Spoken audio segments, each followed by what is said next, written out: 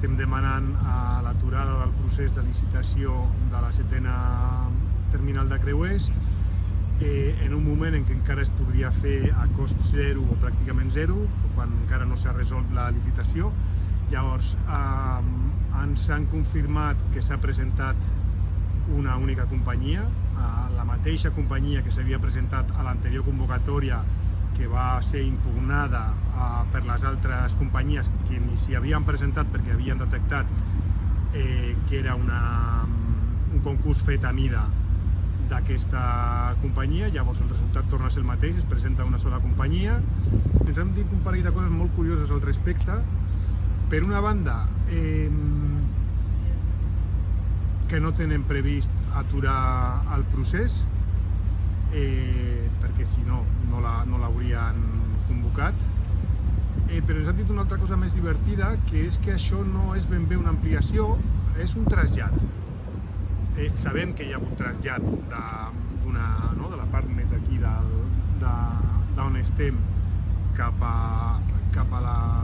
Llobregat, però també sabem que són terminals més grans i no ens estem referint, com ha volgut malentendre el president del port, a l'alçada de l'edifici de la terminal, sinó a la llargada dels amarres i dels creuers que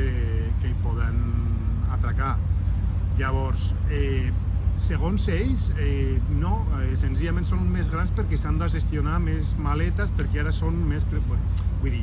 un batibull de malinterpretació que no té cap sentit. Nosaltres ens tornarem a mirar això perquè el que sempre havíem vist en els plans és que efectivament hi havia un trasllat, però hi havia també la capacitat de rebre, d'acollir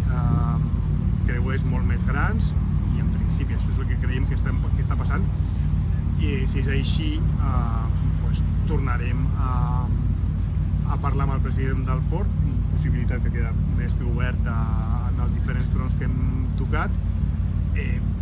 per aclarir, perquè sincerament aquesta explicació que donen no té cap sentit, i el que sí volem deixar molt clar és que el port no té cap intenció d'aturar l'ampliació, d'aturar la 7a terminal, i llavors només un canvi polític a l'Ajuntament, Generalitat, o una mobilització decidida per part de la ciutadania pot revocar una decisió que és evidentment un error i que no hauria de passar mai. Amb les dades actuals ha sortit una enquesta que diu que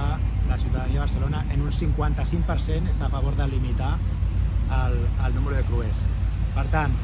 amb la 6a terminal funcionant a ple rendiment i la 7a, que és aquesta que ara volen adjudicar, evidentment hi hauria un creixement desmesurat del número de creueristes. I això és el que només s'aconseguirà amb una gran pressió ciutadana que obligui a aturar-ho.